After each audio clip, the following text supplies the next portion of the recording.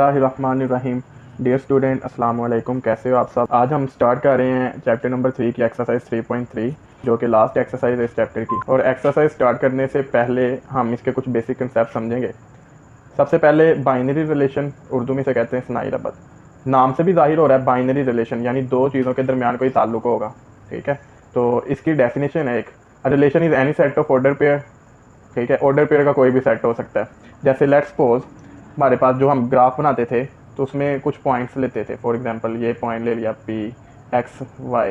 X वो number होता था जो एक्स एक्सिस पे इस पॉइंट का होता था और वाई जो वाई एक्सिस पे होता था। तो लिहाजा इसकी डेफिनेशन ये हमने लिखी है, relation is any set of order pair the relationship between the component of an order pair may और मे नॉट बी मेंशन। बाज़ दफ़ा वो रिलेशन को ताल्लुक को बता भी देता और बाज़ दफ़ा नहीं भी बताता।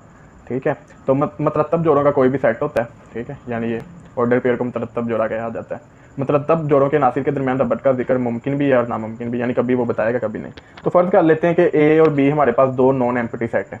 ठीक है, तो अगर उनका कार्टेशियन प्रोडक्ट देखें तो कार्टेशियन प्रोडक्ट में उनके जितने ऑर्डर पेयर होंगे ना, उनका रिलेशन है जिसे हम बाइनरी रिलेशन कहते हैं। ये कार्टेशियन प्रोडक्ट क्या होता है? ये जो हमारे पास प्लेन होता है ना, ठीक है, जिसमें हम ग्राफ बनाते हैं x y x dash y dash. ठीक है, आगे चैप्टर में हम इन्हें पढ़ेंगे। इसे कहते हैं कार्टेशियन कोऑर्डिनेट सिस्टम। एक्स इधर पॉजिटिव वाई पॉजिटिव, एक्स इधर नेगेटिव वाई नेगेटिव, और जहाँ पे ये दोनों इंटरसेक्ट करती हैं लाइन उसे कहते हैं ओरिजिन। तो इसमें जितने ऑर्डर पेयर आएंगे उनका आपस में कोई ना कोई रिलेशन होगा। तो अगर सेट बिल्डर फॉर्म में देखें बाइनरी रिलेशन की डेफिनेशन, तो A multiply B is equal X Y, यानी कोई ऑर्डर पेयर है जहाँ एक्स बिलोंग करेगा पहले सेट ए से और वाई बिलोंग करेगा दूसरे सेट बी से। ठीक है, ऑर्डर पेयर, इसका मतलब भी ये है कि ऑर्डर में आए, तरतीब में आए और उनका जोड़ा हो। अच्छा जी, रिलेशन को हमेशा आर से डिनोट करेंगे। बाज़ बुक्स में कैपिटल आर भी आया है और इधर स्मॉल आर है। तो the set of first element of the order pair forming a relation is called domain. जो पहले पहले एलिमेंट होंगे उन्हें डोमेन कहा जाएगा, जिसे हम डी ओ एम आर से रिप्रेजेंट करेंगे। ठीक है, तो तमाम मरतब जोड़ों के पहले अरकान का सेट जो कि सनाई रबत बनाता है, इस सेट का डोमेन कहलाता है। ठीक, आगे इसे देखेंगे डोमेन और रेंज दोनों को। अच्छा जी, रेंज की डेफिनेशन पहले हमने डोमेन की पढ़ी, अब रेंज की। The set of the second element of order pair, order pair का जो दूसरा एलिमेंट है फॉर्मिंग अ रिलेशन इस कॉल्ड रेंज, उसे रेंज कहते हैं और उसे डोनेट करते हैं आर ए एन आर से या R A N G R. ठीक है, दोनों से। बेसिकली इंग्लिश वाली बुक में आर ए एन आर लिखा है, यानी रेंज ऑफ रिलेशन, आर मतलब रिलेशन, और उर्दू वाली बुक पे उन्होंने रेंज ही जाहिर किया है। ठीक, अच्छा लेट्स सपोज फर्ज कर लेते हैं कि हमारे पास ये एक ऑर्डर पेयर है 5 4। अब इसमें ये जो 5 है ना, ये डोमेन है, किसी भी रिलेशन का ये ऑर्डर पेयर हमने लिया, और ये जो 4 है ना, ये रेंज है उस। ठीक है, तो मतरतब जोड़ों के दूसरे अरकान का सेट, यानी जो दूसरे नंबर पे आता है किसी भी सनाई रबत में, उसे क्या कहते हैं? रेंज कहते हैं। आगे जी, if A is a non empty set any subset of A cross A का रिलेशन इन ए, यानी ए का ए के साथ ही सेल्फ रिलेशन निकाल सकते हैं हम किसी भी सेट का आपस में। तो ये एक रिमेंबर वाली चीज़ थी। ऑर्डर पेयर की definition, each relation consist of pair x y where the order matter, जहाँ पे हम उसकी जो तरतीब है ना उसे लाजमी ध्यान में रखेंगे, उसे ऑर्डर पेयर कहते हैं और पेयर जोड़ा होता है। ये कुछ चंद एक डेफिनेशन थी बेसिक। अच्छा जी, graph, pictorial representation of data is called graph, या विजुअली रिप्रेजेंटेशन, या किसी भी ऑर्डर पेयर को जब हम कोऑर्डिनेट प्लेन में जाहिर करते हैं उसे ग्राफ कहा जाता है। ठीक है, तो ये बेसिक डेफिनेशन थी। आगे देखते हैं मजीद डेफिनेशंस। अच्छा जी, आगे function, its domain and range, तफाल और इसकी डोमेन और रेंज। फंक्शन मैथमेटिक्स का बहुत इंपॉर्टेंट टॉपिक है जो बहुत ज़्यादा यूज़ होता है मैथ्स में। ठीक है, इन जनरल फंक्शन होता क्या है? अगर हम किसी चीज़ को इनपुट दें, वो उस पर प्रोसेसिंग करें और हमें आउटपुट दे दे, ये जो प्रोसेसिंग होगी ना, इसे कहते हैं फंक्शन। लेट्स सपोज मेरे पास 1 है, मैंने इसका स्केयर बनाना है। ठीक है, अब 1 का स्केयर का क्या मतलब है? 1 मल्टीप्लाई बाय 1। जब ये मल्टीप्लाई होगा तो आंसर आएगा 1। तो ये हमने इनपुट दी, ये फंक्शन एक्स स्केयर, यानी इसने इसे 2 टाइम्स लिख दिया और ये आउटपुट आ गई। तो ये जो चीज़ होगी ना, इसे कहेंगे फंक्शन, ये जो प्रोसेसिंग हुई है। ठीक है, और ये किसी बाइनरी रिलेशन का हिस्सा होगा फंक्शन, यानी बाइनरी रिलेशन का सबसेट होगा। तो अब आते हैं हम फंक्शन की बेसिक डेफिनेशन पे। A very important particular type of relation is a function. ठीक है, ये उसने बताया है कि मैथ्स में बहुत ज़्यादा इंपॉर्टेंट ये है। एक बहुत अहम और खास किस्म का बस एक तफाल होता है। Function is a relation between a set of input and set of possible output.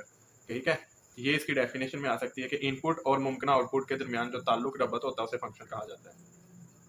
अच्छा जी, इधर एक लफ्ज़ रेंज और कोड मेन लिखा है। रेंज और कोड मेन में बहुत छोटा सा फर्क है कि हर इनपुट की जो एमिज होती है, यानी जो आंसर आता है आउटपुट में, वो उसकी रेंज, और जो पॉसिबल आउटपुट सेट बन रहा होता है वो कोड मेन होता है। तो ये छोटा सा फर्क था आपके कंसेप्ट के लिए। आगे कुछ प्रॉपर्टीज बुक पे लिखी थी फंक्शन के हवाले से, फंक्शन की खासियत। फंक्शन एफ से मुराद फंक्शन है। F is a relation from A to B that is f is a subset of A cross B, यानी एफ ए क्रॉस बी का तहती सेट है, सब सेट है। ये ऊपर भी बात हुई कि एक रिलेशन होगा ना, ए एक सेट है बी एक सेट है, उनका एक रिलेशन बनेगा ए क्रॉस बी, बाइनरी रिलेशन। उसमें से हम फंक्शन निकालेंगे अपनी मर्जी का, कि कोई रिलेशन दे देंगे कि इस तरह का रिलेशन, लेट्स सपोज हम कहेंगे कि ए के एलिमेंट और बी के एलिमेंट को जमा करें तो वो 5 से छोटे होने चाहिए, वो वाला फंक्शन चाहिए। तो फंक्शन जो होगा ना हमेशा बाइनरी रिलेशन का सबसेट होगा। दूसरी property, domain of function is equal to A, यानी जितने पहले सेट हैं, यानी ए क्रॉस बी है ना, तो ए पहला सेट है, पहले सेट के जितने एलिमेंट है वो फंक्शन की डोमेन होंगे उस पर्टिकुलर रिलेशन के अंदर। तीसरी, first element of no two pair of f are equal, then f is said to be a function from A to B, यानी एफ के किसी भी दो जोड़ों का पहला रुकन बराबर ना हो तो एफ को ए से बी तक एक तफाल कहा जाएगा। यानी इसका मतलब ये कि एक नंबर है हमारे पास 1, उसका स्केल लिया 1 आ गया, फिर उसी 1 को लिया और उसका स्केल ले लिया 2 आ गया, तो ऐसा तो पॉसिबल नहीं है कि डोमेन एक और उसकी रेंज 2 आ जाए। ठीक है, तो एक डोमेन की एक रेंज होगी। ठीक है, दो मुख्तलिफ डोमेन की एक रेंज आ सकती है। जैसे -1 ले लें तो -1 का स्केयर 1 का स्केयर 1 नहीं आएगा, लेकिन 1 का स्केयर 1 भी आए 1 का स्केयर 2 भी आए तो ऐसा पॉसिबल नहीं। तो इस तीसरी प्रॉपर्टी में वो यही कह रहे हैं कि first element of no two pair of f are equal, यानी दो पेयर है उसमें फर्स्ट एलिमेंट इक्वल नहीं आंसर दे सकते, इक्वल रिलेशन नहीं बना सकते, f is said to be function, फिर वो फंक्शन होगा। और अगर पहले एलिमेंट ने इक्वल रिलेशन बना लिया 2 या 2 से ज्यादा दफा तो वो फंक्शन नहीं कहलाएगा। अच्छा जी, आगे types of function, into function. ठीक है, तफाल की इकसाम, इनटू तफाल। इसका ये समझ लें कि जो हमारे पास कोड डोमेन का सेट होगा ना, यानी दूसरा सेट बी, उसमें एक नंबर अजाफी पड़ा होगा जिसकी कोई भी इमेज ए में पहले सेट में नहीं होगी। तो इस तरह के फंक्शन को हम कहेंगे इनटू फंक्शन। ठीक है, एक कम से कम एक, ज्यादा से ज्यादा जितने मर्जी हो सकते हैं, 2 हो जाए 3 हो जाए, जितने मर्जी हो जाए। ठीक है, तो ये बेसिक डेफिनेशन। अब जो बुक में वो पढ़ लेते हैं। If a function f colon A to B is side that range f is proper subset of B. Proper subset का ये मतलब होता है कि दूसरे सेट में कम से कम एक एलिमेंट अजाफी पड़ा हो, कम से कम एक। ठीक है, पहले से ज्यादा पड़ा हो। तो इधर वो यही कह रहा है कि जो रेंज है ना, रेंज ऑफ फंक्शन, ये प्रॉपर सबसेट है बी का, यानी बी में एक अजाफी पड़ा है। Range of function not equal to B, ये बी के बराबर नहीं आएगी। Then f is said to be a function from A into B, तब फंक्शन कहलाएगा into function A into B. अगर उर्दू में देखें, अगर सेट ए से बी की जानब एफ ऐसा तफाल हो कि रेंज एफ प्रॉपर सबसेट हो बी का, यानी रेंज एफ और बी सेट आपस में बराबर ना हो, तब एफ को ए से बी की जानब इनटू तफाल कहते हैं। मिसाल से समझते हैं, लेट्स सपोज ए जो सेट है उसमें 3 वैल्यूज हैं, 3 मेंबर हैं, 1 3 और 5। बी उसमें भी 4 मेंबर, 2 4 6 और 8, उनका कोई भी रिलेशन है, जैसे और का इवन के साथ बना है, तो 1 का 2 के साथ रिलेशन, 3 का 4 के साथ, 5 का 6 के साथ। अब बी में एक एलिमेंट इजाफी पड़ा है ना, ठीक है, जिसकी कोई भी इमेज ए में मौजूद नहीं है, तो हम इसे कहेंगे कि इस तरह का फंक्शन हमारे पास कहलाएगा इनटू फंक्शन। ठीक, आगे जी दूसरी टाइप, वन वन फंक्शन और इंजेक्टिव फंक्शन। अच्छा, ये अलग-अलग होने चाहिए थे। वन वन फंक्शन और इंजेक्टिव दो अलग हैं।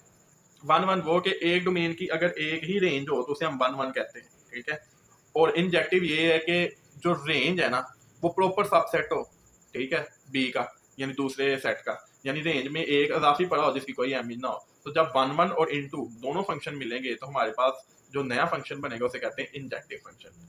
ठीक है, तो ये इसकी बेसिक थी बुक के मुताबिक। If a function F from A into B is side that second element of no two of its order pair are same, then it is called injective. अगर एक तफाल एफ जो कि ए से बी की जानब इस तरह हो कि इसके किसी भी दो मुतरतब जोड़ों के दूसरे अरकान एक जैसे ना हो तो इसे इंजेक्टिव तफाल कहा जाता है। यानी इसका मतलब ये है कि दूसरे एलिमेंट सेम नहीं, जैसे फॉर एग्जांपल -1 होता 1 होता, तो डोमेन 2 है ना, लेकिन रेंज उनकी एक है कि स्क्वायर में -1 का स्क्वायर भी 1, 1 का स्क्वायर भी 1, तो फिर वो इंजेक्टिव नहीं, अलग-अलग आनी चाहिए। और सेट बी में एक एलिमेंट इजाफी पड़ा हो, एक डोमेन की एक ही रेंज होनी चाहिए। ठीक है, आम अल्फाज में एक डोमेन की एक रेंज हो और रेंज में कुछ एलिमेंट अजाफी पड़े हो, तो ऐसे फंक्शन को वन वन इनटू यानी इंजेक्टिव फंक्शन कहा जाता है।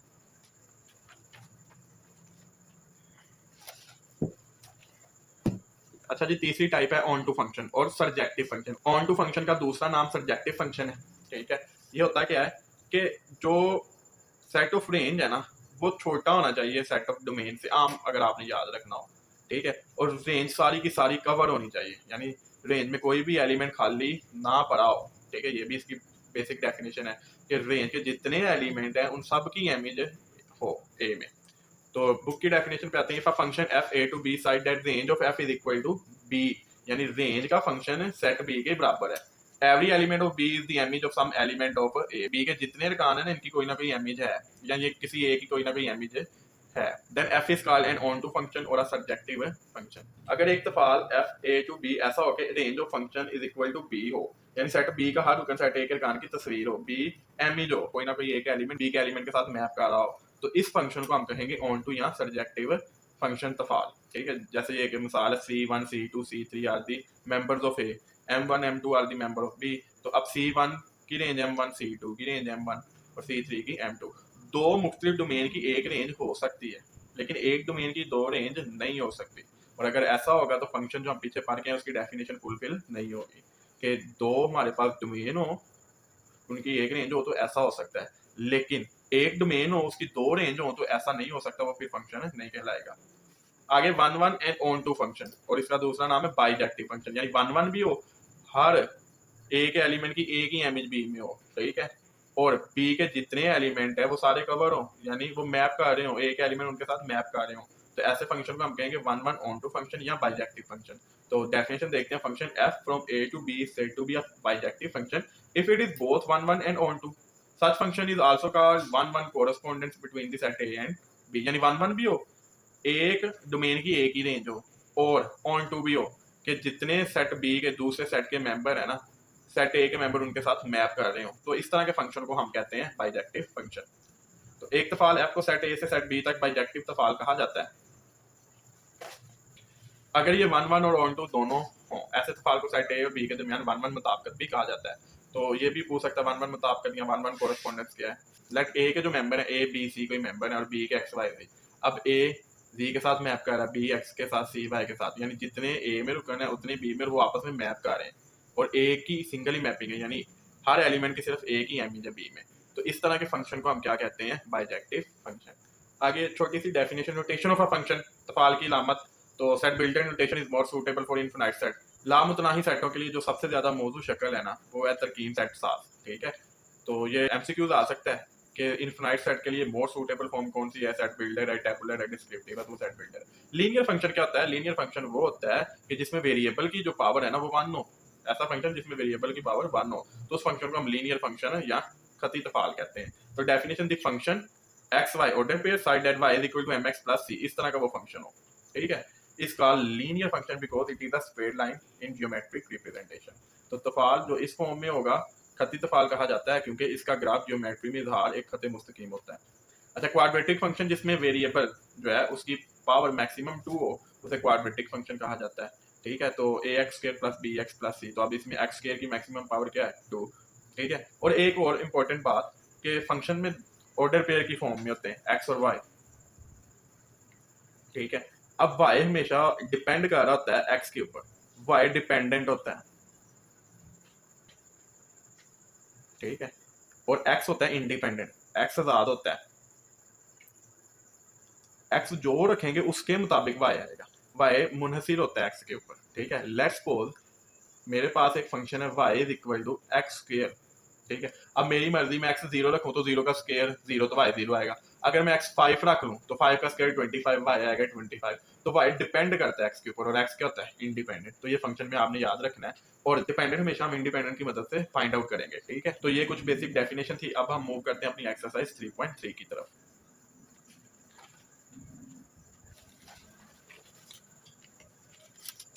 Exercise 3.3 question number 1, for a set है 1 2 3 4 का, find the following relation in A, यानी अब ए का ए के साथ ही रिलेशन हमने निकालना है। State the domain and range of each relation, और हर रिलेशन की उसने जो गिवन दी है उनकी डोमेन और रेंज भी निकालनी है। तो ए का ए के साथ पहले हम रिलेशन बनाएंगे। ठीक है, ए है 1 2 3 4 और ए का ए के साथ है, तो हम फर्जी तौर पे ये रफ अमल में लिख लेते हैं 1 2 3 4, ये भी ए है। ठीक है, अब ए क्रॉस ए, अब इस 1 का ए के हर एलिमेंट दूसरे एलिमेंट के साथ रिलेशन बनेगा। तो 1 का 1 के साथ, जब ए क्रॉस ए लिखेंगे 1 का 1 के साथ, फिर 1 का 2 के साथ, फिर 1 का 3 के साथ, फिर 1 का 4 के साथ, ये ऑर्डर पेयर की फॉर्म में आ रहा है। तो ए क्रॉस ए यानी a relation A is equal to 1 1 1 2 1 3 1 4, फिर 2 का ए के सारे एलिमेंट के साथ, 2 का 1 के साथ, 2 का 2 के साथ, 2 का 3 के साथ, 2 का 4 के साथ, तो 2,1 2,2 2,3 2,4 ये ऑर्डर पेयर की फॉर्म में दो। अब 3 का फिर ए के सारे एलिमेंट के साथ, 3 का 1 के साथ, 2 के साथ, 3 के साथ, 4 के साथ, तो 3,1 3,2 3,3 3,4। फिर 4 का भी ए के सारे एलिमेंट के साथ, 4 का 1 के साथ, 2 के साथ, 3 के साथ, 4 के साथ, तो 4,1 4,2 4,3 4,4। तो ये हमारे पास बाइनरी रिलेशन निकल आया ए का ए के साथ। अब उसने हमें जो गिवन रिलेशन दी है वो कह रहा है कि एक सेट है x, y ऑर्डर पेयर है, side at y is equal to x, यानी वो ऑर्डर पेयर निकालने हैं जिसमें y और x आपस में क्या हो, बराबर हो। तो लेट कर लेते हैं ये रिलेशन r है, ठीक है, जो गिवन है x, y, यानी वो ऑर्डर पेयर निकालने जिसमें y और x क्या हो, बराबर हो। किस में से, a क्रॉस a में से। तो 1 और 1, ये पहला एलिमेंट x होता है, दूसरा y होता है, तो ये दोनों बराबर है ना, 1 1। तो इस रिलेशन का पहला ऑर्डर पेयर है 1 1। फिर 1 छोटा है 2 बड़ा है, ये भी दोनों बराबर नहीं, ये भी नहीं। फिर है 2 2 बराबर, ठीक है, y और x दोनों बराबर। फिर आगे है 3 3 बराबर, फिर आगे है 4 4 बराबर। तो ये रिलेशन बन गया जो गिवन था। साथ उसने कहा था कि उस गिवन रिलेशन की हमने क्या निकालनी, डोमेन। तो DOMR यानी डोमेन ऑफ रिलेशन। अब पहले एलिमेंट क्या होते हैं, डोमेन, तो 1 2 3 4 1 2 3 4 डोमेन। और दूसरे एलिमेंट क्या होते हैं, रेंज, रेंज ऑफ आर। तो दूसरे एलिमेंट क्या है, 1 2 3 4, तो इसकी रेंज आई 1 2 3 4, ये हमारा आंसर। लेकिन अब ग्राफ में भी देखेंगे ये जो हमारे पास ऑर्डर पेयर बना है, तो 1 का 1 के साथ है ना, तो उधर हम एक पॉइंट लगा देंगे, इधर से भी 1 और इधर से भी 1। फिर 2 का था 2 के साथ रिलेशन, x भी 2 y भी 2। फिर 3 का था 3 के साथ रिलेशन, x3 y3। और 4 का था 4 के साथ, ठीक है। तो ये ग्राफिकल रिप्रेजेंटेशन है। तो ये हमारा सारा रिक्वायर्ड आंसर पहले रिलेशन का। क्वेश्चन नंबर 1 का part 2, x y order pair side at y plus x is equal to 5। Let कर लेंगे ये रिलेशन है x y side at y plus x is equal to 5, यानी जो मेरे पास ऑर्डर पेयर उसमें y और x को जमा करो तो वो आंसर क्या आना चाहिए, 5। तो अब हम ढूंढेंगे a क्रॉस a में वो ऑर्डर पेयर जिसमें x और y को जमा करो तो आंसर क्या आना चाहिए, 5। तो 1 प्लस 1 2, ये तो नहीं होगा, 1 प्लस 2 3, ये भी नहीं होगा, ये भी नहीं होगा, 1 प्लस 4 5। तो ये पहला हमारा ऑर्डर पेयर है जिसमें x और y को जमा करूंगा तो 5 आएगा। फिर उसके बाद 2 और 3 5, तो 2 3 दूसरा ऑर्डर पेयर। फिर 3 प्लस 2 5, तो ये तीसरा ऑर्डर पेयर। फिर 4 प्लस 1 5, तो ये चौथा ऑर्डर पेयर। ये वो ऑर्डर पेयर हैं जिनको x और y जिनके जमा करूंगा तो आंसर क्या आएगा, 5। अब इसकी निकालेंगे डोमेन, यानी डोमेन ऑफ रिलेशन r। पहले एलिमेंट डोमेन, तो 1 2 3 4 ये आगे डोमेन, ठीक है। और दूसरे एलिमेंट क्या होते हैं, रेंज, 4 3 2 1, तो तरतीब के साथ लिखेंगे, ठीक है। तो रेंज ऑफ r 1 2 3 4। अब इसका ग्राफ बनाएंगे, ठीक है, जो हमारे पास ऑर्डर पेयर आया था। तो 1 का 4 के साथ था, यानी x 1 था और y क्या था, 4, ये वाला पॉइंट। फिर x, फिर x2 y 3, x2 y था हमारे पास 3, ये वाला पॉइंट, ठीक है। फिर अगला ऑर्डर पेयर था x3 y2, तो ये वाला पॉइंट। और उससे अगला ऑर्डर पेयर था x4 y1, ठीक है। तो ये ग्राफिकल रिप्रेजेंटेशन होगी। क्वेश्चन नंबर 1 का थर्ड पार्ट वो कह रहा है एक्स वाई एक ऑर्डर पेयर है side at x plus y less than 5। वो ऑर्डर पेयर लेना जिसमें x और y को जमा करें तो 5 से छोटा आंसर आए। तो लेट कर लेते हैं ये रिलेशन है जो गिवन था। तो अब हम अपने a cross a binary relation में उन ऑर्डर पेयर को ढूंढेंगे कि जिसमें x और y को जमा करें तो हमारा आंसर क्या आए, 5 से छोटा। तो ये हमारा बाइनरी रिलेशन था, इसमें से वो ऑर्डर पेयर ढूंढने हैं कि जिनको जमा करें तो आंसर क्या है, 5 से छोटा। तो 1 1 x1 y1 1 प्लस 1 2, तो 5 से छोटा आ गया ये पहला ऑर्डर पेयर 1 1 1 2, यानी 1 प्लस 2 3, ये भी 5 से छोटा दूसरा ऑर्डर पेयर 1 3 1 प्लस 3 4, ये भी 5 से छोटा तीसरा ऑर्डर पेयर 1 4 1 प्लस 4 5, ये तो 5 के बराबर आ गया, लिहाजा ये ऑर्डर पेयर हम इस रिलेशन में नहीं ले सकते। 2 1 ये भी आएगा क्योंकि 2 प्लस 1 3, 2 प्लस 2 4, ये भी ऑर्डर पेयर आएगा। फिर 2 और 3 नहीं आ सकता क्योंकि ये 5 के बराबर आएगा, 2 4 तो आ ही नहीं सकता क्योंकि ये 6 है। 3 1 आएगा, 3 प्लस 1 4 होता है ना, 5 से छोटा है, तो ये ऑर्डर पेयर आएगा। ठीक, आगे जितने भी हैं वो नहीं आएंगे क्योंकि वो 5 से भरे देंगे ये बराबर, 3 और 2 5 होगा, 3 3 6 होगा, ठीक है। तो ये हमारा बनेगा गिवन रिलेशन। अब इसकी डोमेन निकालेंगे, डोमेन क्या है, पहले एलिमेंट 1 1 1 2 2 3, एक एक दफा लिखेंगे ना, रेपिटेशन नहीं होती सेट में। तो 1 2 3 डोमेन ऑफ गिवन रिलेशन। अब रेंज क्या है, दूसरे एलिमेंट 1 2 3 1 2 1, तो 1 2 3 ही इसकी रेंज है क्योंकि रेपिटेशन नहीं होती। अब अगर हम इसका ग्राफ बनाए तो 1 का 1 के साथ बन रहा था, फिर 1 का 2 के साथ भी बन रहा था, ये वाला बनेगा, बाय मिस्टेक बन गया, ठीक है। अब 1 का 3 के साथ भी बन रहा है, फिर 2 का 1 के साथ बन रहा है, ये बना दिया हमने 2 का 1 के साथ। फिर 2 का 2 के साथ भी बन रहा है, ठीक, फिर 3 का 1 के साथ बन रहा है। तो ये हमारे पास इसकी ग्राफिकल रिप्रेजेंटेशन। क्वेश्चन नंबर 1 का पार्ट 4, वो कह रहा है कि ये एक relation x y order pair है जिसमें एक्स जमा वाई करे तो वो 5 से बड़ा है, ठीक है। तो लेट कर लेते हैं, फर्ज कर लेते हैं ये रिलेशन आर है। अब हम अपने गिवन ऑर्डर पेयर में से ढूंढते हैं कि वो कौन से ऑर्डर पेयर हैं जिसमें एक्स और वाई को जमा करें तो 5 से बड़ा है। तो 1 1 तो नहीं होगा ना, 1 2 होगा, जमा करने से 5 से छोटे हैं, ऊपर भी हमने देखा। 1 और 4 जमा करेंगे तो 5 के बराबर ही आएगा, बड़ा नहीं आएगा, तो लिहाजा ये भी इधर नहीं आ सकता। 2 1 नहीं आ सकता, 2 2 2 3 नहीं आ सकता, 2 4, 2 + 4 6, 5 से बड़ा है, तो पहला ऑर्डर पेयर 2 4, ठीक है। उसके बाद 3 1 नहीं आ सकता, छोटा आएगा, 3 2 बराबर आएगा, ये भी नहीं आ सकता, 3 3 6 ये आएगा, 3 4 आएगा, फिर 4 1 नहीं आ सकता, 4 2 आ सकता, 5 से बड़ा है, 4 3 भी आएगा और 4 4 भी आएगा। तो ये हमारा गिवन ऑर्डर पेयर बन जाएंगे। अब इसकी डोमेन निकालेंगे, तो पहले पहले एलिमेंट डोमेन 2 3 3 4 4 4, यानी 2 3 4, रेपिटेशन नहीं होती, तो 2 3 4 डोमेन है इस गिवन रिलेशन की। रेंज क्या है, दूसरे एलिमेंट 4 3 4 2 3 4, तो 2 3 4 ही इसकी क्या है, रेंज है, ठीक है। अब हम इसका ग्राफ देखेंगे तो 2 का 4 के साथ रिलेशन बन रहा है, x2/4, फिर 3 का 3 के साथ बन रहा है, 3 का 4 के साथ बन रहा है, फिर 4 का 2 के साथ बन रहा है, ये वाला 4 का 3 के साथ बन रहा है और 4 का 4 के साथ बन रहा है। तो ये हमारे पास होगा गिवन ग्राफ जो हमारा रिक्वायर्ड आंसर है। Exercise 3.3 question number 2। Question number 2 solve करने से पहले एक छोटा सा रिमेंबर है वो देख लेते हैं कि 2 different domain can have a single range, दो मुख्तलिफ डोमेन की एक रेंज हो सकती है, तो वो सेट हो सकता है। जैसे हमने इंट्रोडक्शन यानी बेसिक कंसेप्ट में भी पढ़ा था इसी एक्सरसाइज के कि -1 और 1 है। तो मैं एक रिलेशन ले रहा हूँ एक्स स्क्वायर वाला फंक्शन। अब -1 का स्क्वायर 1, 1 का स्क्वायर भी 1, तो -1 का आउटपुट भी 1, 1 का आउटपुट भी 1, तो दो डोमेन की एक रेंज हो सकती है, ठीक है। But 1 domain can't have 2 range, लेकिन ऐसा नहीं हो सकता कि 1 का स्केयर लूं, 1 भी दे और 2 भी दे, तो ऐसा नहीं हो सकता। एक डोमेन की दो आउटपुट दो आंसर नहीं आ सकते, वो फंक्शन नहीं कहलाएगा अगर एक डोमेन के दो आंसर आ रहे हैं। तो 2 different domain can have a single range, दो मुख्तलिफ डोमेन की एक रेंज हो सकती है। 1 डोमेन कांट हैव 2 रेंज, एक डोमेन एक से ज्यादा रेंज नहीं रख सकती, ठीक है, यानी एक डोमेन की दो रेंज नहीं हो सकती। तो अब मूव करते हैं क्वेश्चन नंबर 2 की तरफ। Which of the following diagram represent function and of which type? वो कह रहा है कि नीचे अशकाल दी गई, बताएं ये तफाल को जाहिर करते हैं और किस किस्म के तफाल को, जो हमने टाइप्स पढ़ी है। अच्छा, ये गिवन डायग्राम है, 1 2 3 पहले सेट में A B C D दूसरे में, और 1 का A के साथ भी है, 1 का B के साथ, 2 का C के साथ, 3 का D के साथ मैपिंग है। अब देखें 1 की दो आउटपुट आ गई, यानी एक डोमेन की दो रेंज आ गई है। तो हम ऊपर पढ़ के आए थे कि अगर एक डोमेन की दो रेंज होगी तो वो फंक्शन ही नहीं होगा। तो इधर से हमें पता चल गया कि जो शक्ल एक फिगर 1 है वो फंक्शन ही नहीं है, figure 1 is not a function. इतना आंसर भी लिख दोगे तब भी ठीक है, लेकिन मैंने आगे रीजन भी दी है कि because a single domain 1 has a two different range which is not possible for function, because a single domain इधर लिख लीजिएगा। तो ये तफाल ही नहीं है क्योंकि एक डोमेन की दो रेंज है, तो ये पॉसिबल ही नहीं होता फंक्शन में। तो ये रिक्वायर्ड आंसर। क्वेश्चन नंबर 2 की डायग्राम 2, एक सेट ए बी सी, दूसरा 1 3 5। अब ए की मैपिंग 1 के साथ है, बी की 3 के साथ और सी की 5 के साथ।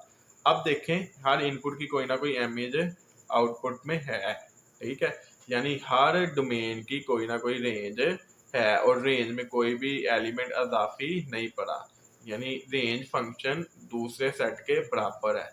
तो ये फंक्शन तो है, पहली बात, इट रिप्रेजेंट अ फंक्शन, ये तफाल है। अब बताना कौन सा, it is a bijective function because it is 1 1 and onto both बोथ, ठीक है। ये बाइजेक्टिव क्योंकि एक डोमेन की एक रेंज और सारे रेंज के एलिमेंट कवर है, सबके साथ मैपिंग हो रही है। तो ये एक बाइजेक्टिव तफाल है क्योंकि ये 1 1 और ऑन टू दोनों है।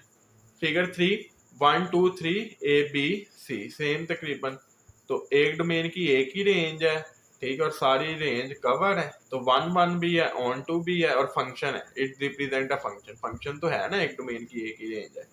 कौन सा फंक्शन है, इट इज अ बाइजेक्टिव क्योंकि 1 1 भी है और ऑन टू भी है। पीछे भी हम देख के हैं टाइप्स ऑफ फंक्शन में। फिगर 4 एल एम एन, एक सेट के मेंबर है, एक्स वाई जी दूसरे के। अब एल का मैप एक्स के साथ, एम की मैप भी एक्स के साथ है और एन की मैप जी के साथ। सबसे पहली बात, क्या ये फंक्शन है? हाँ जी है, क्योंकि हमने पीछे रिमेंबर में देखा है कि दो मुख्तलिफ डोमेन की एक सिंगल रेंज हो सकती है। ठीक है, तो सबसे पहली बात, इट रिप्रेजेंट अ फंक्शन, ये फंक्शन को जाहिर कर रहा है। अब किस किस्म के फंक्शन को रिप्रेजेंट कर रहा है? अब हमने टाइप्स में पढ़ा था कि अगर कोई ऐसा एक एलिमेंट अजाफी हो रेंज में जो किसी की इमेज ना हो, ठीक है, किसी के साथ मैप ना कर रहा हो, तो उस फंक्शन को कहते हैं इनटू फंक्शन। तो ये फंक्शन है इनटू फंक्शन। तो ये एक तफाल है जो कि इनटू तफाल है। ठीक है, क्यों? क्योंकि बी सेट में या दूसरे सेट में एक रुकन ऐसा है जिसकी कोई इमेज नहीं है। Exercise 3.3 question number 3, if gx is equal to 3x plus 2, उसने एक फंक्शन दे दिया है gx जो बराबर है 3x प्लस 2 के, और एक hx है जो बराबर है x square plus 1, then find. ठीक है, तो ये फंक्शन दे दिया और कह रहा है मालूम करें। तो ये तो हम एज अ नोट्स और समझ रहे हैं, तो हम इसे इक्वेशन का नाम भी दे सकते हैं कि gx बराबर है 3x प्लस 2 इक्वेशन 1 और hx बराबर है x स्क्वायर प्लस 1 इक्वेशन 2। ठीक है, अब उसने नीचे दिया कि g ऑफ 0 मालूम करें। तो अगर आप इधर गौर करें तो g ऑफ x है और इधर x की जगह क्या आ गया है? 0। तो हम क्या लिखेंगे? Put x is equal to 0। मुझे कैसे पता चला ये 0? क्योंकि g ऑफ x की टाइप का ना ये फंक्शन, तो g के अंदर x है, इधर g के साथ क्या है? 0, तो x बराबर आ गया 0 के। तो put x is equal to 0 in gx, ये भी लिख सकते हैं। और अगर आपने इक्वेशन का नाम दिया तो put x is equal to 0 in equation 1। ठीक है, तो g जहां जहां x है g के फंक्शन में, वहां वहां क्या पुट कर दो? 0। तो g of 0 is equal 3, x की जगह क्या आ गया? 0 प्लस 2। 3 को 0 से किया तो 0, 0 प्लस 2, तो 0 प्लस 2 2, तो g ऑफ 0 का फंक्शन 2 के बराबर आएगा। ये हमारा रिक्वायर्ड आंसर।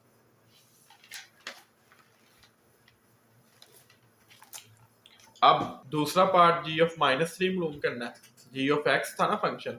अब अगर g ऑफ x को देखें और इधर g ऑफ -3 को देखें तो x किसके बराबर है? -3 के। तो put x is equal to -3 in g of x, यानी g के फंक्शन में जहां जहां x है वहां वहां क्या रख दें? -3। तो g का फंक्शन था g of x 3x plus 2। तो अब जहां जहां x है वहां वहां क्या रखना है? -3।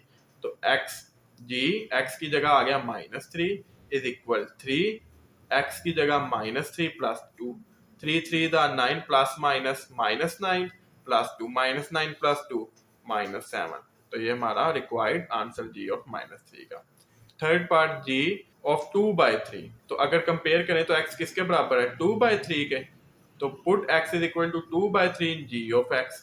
तो जहां जहां x है वहां वहां क्या आएगा? 2/3। g x की जगह 2/3 इज इक्वल, ये 3 वैसे x की जगह 2/3 प्लस 2। अब 3 3 से कैंसिल, 2 बचा, 2 प्लस 2 4। तो g of 2/3 is equal to 4, ये रिक्वायर्ड आंसर। अच्छा जी, पार्ट 4, h ऑफ 1 मालूम करना है। और h फंक्शन था हमारे पास, h ऑफ x था x स्क्वायर प्लस 1। अगर कंपेयर करेंगे तो पता चलेगा x किसके बराबर है? 1 के। तो put x is equal to 1 in h of x, जहां जहां x है वहां वहां क्या पुट करना है? 1। तो h x की जगह क्या आ गया? 1 इज इक्वल x 1, 1 का स्क्वायर प्लस 1, 1 का स्क्वायर 1 प्लस 1, 1 प्लस 1 2। तो h ऑफ 1 किसके बराबर आ गया? 2 के। ये हमारा रिक्वायर्ड आंसर। क्वेश्चन नंबर 3 का पार्ट 5, h ऑफ -4 मालूम करना है। और एच एक्स है, यानी जो गिवन फंक्शन है वो है x स्क्वायर प्लस 1। तो अगर हम देखें तो x किसके बराबर है? -4 के। तो put x is equal to -4 in h x. ठीक है, तो जहां जहां x है वहां वहां क्या आ जाएगा? -4। तो h -4 इज इक्वल -4 का स्क्वायर प्लस 1, -4 का स्क्वायर 16 प्लस 1, 16 प्लस 1 17। तो h ऑफ -4 आ गया 17। ये हमारा रिक्वायर्ड आंसर क्वेश्चन नंबर 3 का। Last part, h of -1/2। तो अगर कंपेयर करें तो x किसके बराबर है? -1/2। तो put x is equal to -1/2 in hx। ठीक है, जहां जहां x है वहां वहां क्या आ जाएगा? -1/2। तो h -1/2 इज इक्वल टू -1/2 का स्क्वायर प्लस 1, माइनस का स्क्वायर प्लस 1 का स्क्वायर 1, 2 का स्क्वायर 4 प्लस 1। इधर लेंगे एलसीएम, 4 वैसे क्रॉस में मल्टीप्लाई, 4 1 दा 4, क्योंकि ये 4 था हमारे पास डिनोमिनेटर में, तो ऊपर वाला न्यूमिनेटर वैसे। तो 1 प्लस 4 5, 5/4 4, तो h of -1/2 is equal to 5/4, ये हमारा required answer. Exercise 3.3 question number 4. Given that fx is equal to ax plus b plus 1 where a and b are constant number, if f of 3 is equal to 8 and f of 6 is equal to 14, then find the value of a and b. फर्ज करें कि एक function है ये वाला f x is equal to x plus b plus 1, a और b उसके मुस्तकिल अदाद हैं। अगर एफ ऑफ 3 8 हो और एफ ऑफ 6 14 हो तो ए और बी की कीमत मालूम करें।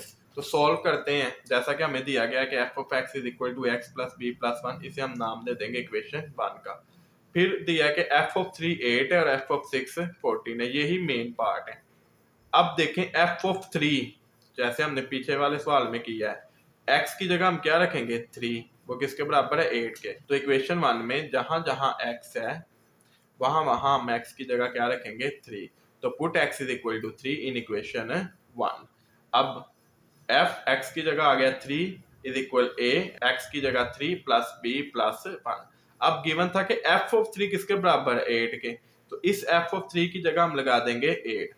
3 को ऐसे किया 3a प्लस b प्लस 1, ठीक है, ये साइड पे हमने लिखा भी है। अब प्लस का 8 इधर आएगा तो माइनस का 8, 3a plus b plus 1 minus 8, तो 3a plus b plus 1 minus 8 plus minus minus 1 minus 8 minus 7 is equal to 0। 0 left side पे लगा लें या राइट पे, बात एक ही है। ये इक्वेशन नंबर 2। अब दूसरा अहम पार्ट गिवन था कि f ऑफ 6 किसके बराबर है 14 के। इसका मतलब कि x की जगह क्या आएगा 6 इक्वेशन नंबर 1 में, तो put x is equal to 6 in equation number 1। जहां जहां x है वहां वहां क्या आ जाएगा 6, तो f x की जगह आ गया 6, f of 6 is equal to a, x की जगह आ गया 6 प्लस b प्लस 1। अब f ऑफ 6 किसके बराबर था 14 के, तो f ऑफ 6 की जगह मैं क्या लगा दूंगा 14, ठीक है, क्योंकि गिवन था। अब 14 इज इक्वल टू 6 को ऐसे किया 6a प्लस b प्लस 1। अब प्लस का 14 इधर आएगा तो माइनस का 6a plus b plus 1 minus 14। अब 6a plus b plus minus minus 1 minus 14 minus 13 is equal to 0। ये होगी इक्वेशन नंबर 3। अब हम देखेंगे कि क्या इसके कोई कोएफिशिएंट बराबर हैं a और b के। तो इक्वेशन 1 जो थी हमारे पास वो थी 3a प्लस b माइनस 7, इधर a का कोएफिशिएंट 3, b का 1।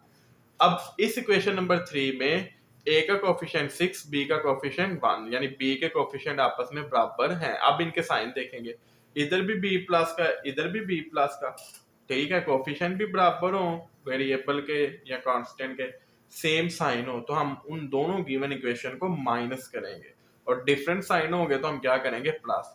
तो इधर हम करेंगे इक्वेशन 3 में से इक्वेशन नंबर 2 को minus, subtract equation 2 from equation 3, मसावा 2 को 3 में से तफरीक करने पे। तो ऊपर लिखेंगे equation 3 6a plus b minus 13 is equal to 0, नीचे लिखेंगे equation 2 3a plus b minus 7 is equal to 0। अब हम उन्हें क्या करें माइनस, तो इनके साइन क्या हो जाएंगे चेंज, प्लस का माइनस में, प्लस का माइनस में, माइनस का प्लस में, 0 तो न्यूट्रल हुआ। प्लस माइनस माइनस 6 में से 3 गया तो 3a। अब ये प्लस का b ये माइनस का b cancel, minus 13 plus 7 minus 6, क्योंकि बड़ी रकम के साथ माइनस है, ये माइनस का 6 बराबर के उस तरफ जाएगा तो प्लस का 6, 0 प्लस 6 6, तो 3a इज इक्वल टू 6। 3 इधर मल्टीप्लाई और इधर आएगा तो डिवाइड, 6/3, 3 1 दा 3 2 दा, तो a बराबर आ गया 2 के। अब इस a को किसी भी इक्वेशन 2 या 3 में हम क्या करेंगे पुट करेंगे, ठीक है, तो put a is equal to 2 in equation 2, 2 में कर लो या 3 में, बात एक है। तो a इज इक्वल टू 2 को मसावा 2 में दर्ज करने पर, तो अब मसावा 2 इक्वेशन 2 क्या थी 3a plus b minus 7 is equal to 0, तो 3 वैसे a की जगह क्या आएगा 2 plus b minus 7 is equal to 0, 3 2 दा 6 plus b minus 7, plus minus minus 7 में से 6 गया तो माइनस 1 इज इक्वल टू 0, क्योंकि नंबर नंबर में हल होगा। ये माइनस का 1 उधर जाएगा तो प्लस का 1, तो b आ गया 1। तो यही उसने कहा था ना a b निकालने, तो a क्या है 2, b क्या है 1, तो ये हमारा हुआ रिक्वायर्ड आंसर।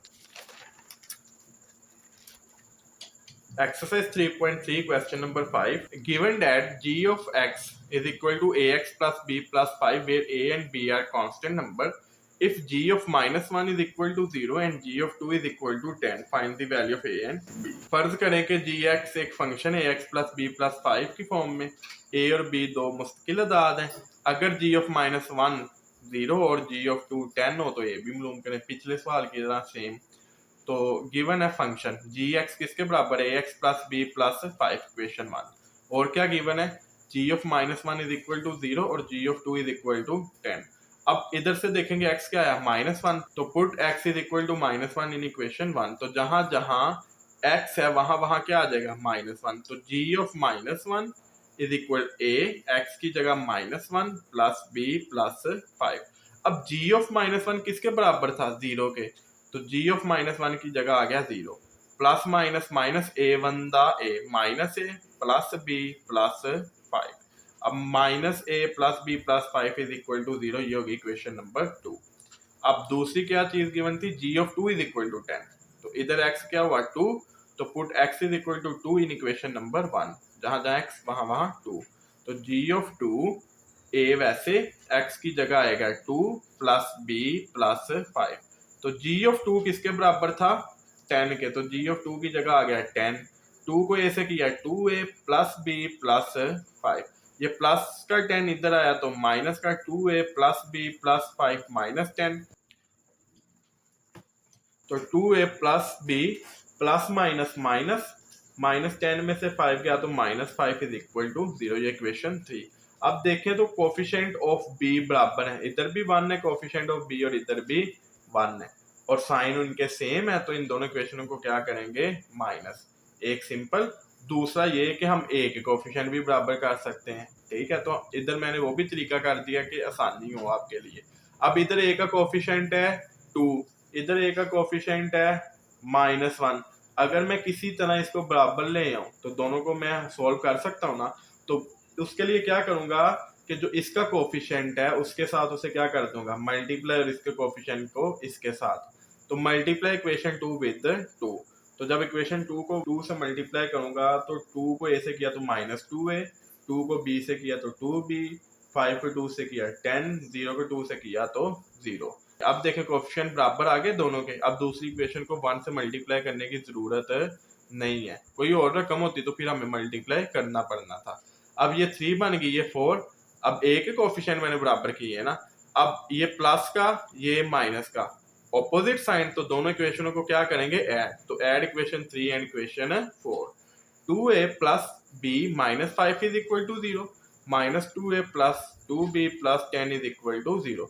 अब प्लस का रहा हूं, साइन में कोई फर्क नहीं आएगा, प्लस का 2a माइनस का 2a cancel, plus b plus 2b 3b plus minus minus 10 में 5 गया तो plus 5 is equal to 0। Plus का 5 उधर जाएगा माइनस का, तो 3b बराबर आ गया -5 के। 3 मल्टीप्लाई हो रहा उधर गया तो डिवाइड, तो b आ गया -5/3। अब इस b को पुट कर दो इक्वेशन नंबर 2 में, इक्वेशन नंबर 3 में या 4 में, किसी एक इक्वेशन में, तो आंसर आ जाएगा a का। तो put b is equal to -5/3 in equation 2, हमने 2 में पुट किया, ठीक है। तो 2 थी -a प्लस b की जगह आ गया -5/3 प्लस 5, ठीक है। ये माइनस का है, इधर जाएगा तो प्लस का है, तो -5/3 प्लस 5, एलसीएम लिया 3 आया, 3 को क्रॉस में मल्टीप्लाई किया, 3 5 था 15 और 3 डिनोमिनेटर था, एलसीएम भी वही था, तो न्यूमरेटर एज इट इज। तो -5 प्लस 15 ओवर 3, -5 प्लस 15 10, 10/3 a, ठीक है। तो a हमारा आ गया 10/3। तो a और b हमारे रिक्वायर्ड आंसर, ये 10/3, b -5/3, ठीक है, ये रिक्वायर्ड आंसर। क्वेश्चन नंबर 6 की तरफ मूव करते हैं। Consider the function defined by f(x) is equal to 5x plus 2। If f(x) is equal to 32, find the value of x। फर्ज करें कि ये फंक्शन है f(x) 5x प्लस 2, और अगर f(x) 32 हो तो x मालूम करें। तो एज गिवन फंक्शन के f(x) is equal to 5x plus 2, फिर उसने हमें f(x) दिया 32, ठीक है। अगर इन दोनों इक्वेशनों को कंपेयर करूं तो क्या इस f(x) की जगह मैं 32 रख सकता हूं ना, ठीक है। तो इस f(x) की जगह रखा 32, वो भी गिवन था, इज इक्वल 5x प्लस 2। ये प्लस का 2 उधर गया तो माइनस का 32 minus 2 30 is equal to 5x। अब 5 इधर मल्टीप्लाई और इधर आएगा तो डिवाइड, तो x बराबर आ गया 30/5, 5 1 दा 5 6 दा, तो x आ गया 6 जो हमारा required answer. Exercise 3.3 question number 7, last question इस एक्सरसाइज का, जो कि क्वेश्चन नंबर 4 5 की तरह है। Consider the function f(x) is equal to cx square plus d where c and d are constant number. If f of 1 is equal to 6 and f of minus 2 is equal to 10, then find the value of c and d. फर्ज करें कि ये function है f(x) is equal to cx square plus d और c और d मुस्तकिल अदाद है, और अगर f of 1 6 हो और f of minus 2 10 हो तो c और d मालूम करें। तो एज गिवन फंक्शन क्या था, f(x) is equal to cx square plus d, equation 1, और क्या गिवन था, f of 1 6 है, f of minus 2 10 है। अब x की जगह क्या रखेंगे, सबसे पहले 1, तो put x is equal to 1 in equation 1, ठीक है, मसावात एक में दर्ज करने से x की जगह 1, तो अब f x की जगह आ गया 1 is equal c x square है, x की जगह है 1, 1 का square plus d। f of 1 किसके बराबर था, 6 के, तो f 1 की जगह मैं क्या लगा दूंगा, 6 इज इक्वल c 1 का स्क्वायर 1 प्लस d, c 1 दा c प्लस d किसके बराबर आ गया 6 के, तो c plus d is equal to 6, equation number 2। अब क्या गिवन था, f of minus 2 is equal to 10, तो x क्या है माइनस 2, तो put x is equal to minus 2 in equation 1, ठीक है, f x की जगह minus 2 is equal c x की जगह माइनस 2 उसका square plus d, f of minus 2 किसके बराबर था 10 के, is equal to c minus 2 का square 4 plus d, 4c multiply किया तो 4c plus d is equal to 10, ये होगी इक्वेशन नंबर 3। अब देखो तो इनके d वाले कोफिशिएंट आपस में क्या है, बराबर है, यानी d का कोफिशिएंट इधर भी 1 है इधर भी 1 है, c के बराबर नहीं है, ये 1 है और ये 4 है। अब d के कोफिशिएंट वो आपस में प्लस है ना दोनों, ये भी प्लस है ये भी प्लस है, सेम साइन है, तो हम उन्हें क्या करेंगे, दोनों इक्वेशनों को माइनस, तो subtract equation 2 from equation 3, equation 3 में से इक्वेशन 2 को क्या करना है माइनस, तो ऊपर आया 4c plus d is equal to 10, c plus d is equal to 6, minus करना है तो इनके साइन क्या हो जाएंगे चेंज, ये प्लस का माइनस में, प्लस का माइनस में, प्लस का माइनस में। अब plus d minus d cancel, 4c minus c 3c, 10 minus 6 4, तो 3c इज इक्वल टू 4, 3 इधर मल्टीप्लाई हो रहा है उधर जाएगा तो डिवाइड, तो c इज इक्वल टू 4/3। अब इस c को इक्वेशन नंबर 2 में या इक्वेशन नंबर 3 में हम क्या करेंगे पुट, तो ये हमारे पास थी इक्वेशन नंबर 2, ये थी 3, तो हम पुट कर देंगे इक्वेशन नंबर 2 में, तो c plus d is equal to 6, c की जगह क्या आ जाएगा 4/3 plus d is equal to 6, ये प्लस का 4/3 उधर गया तो माइनस का, तो d is equal to 6 minus 4/3, LCM लिया, ठीक है, 3 वैसे 3 6 दा 18 माइनस 4, क्योंकि डिनोमिनेटर 3 एलसीएम भी 3, तो ऊपर वाली एस टी आएगी, 18 माइनस 4 14 ओवर 3, तो d आ गया 14/3, तो c आया 4/3, d आया 14/3, तो ये हमारे रिक्वायर्ड आंसर।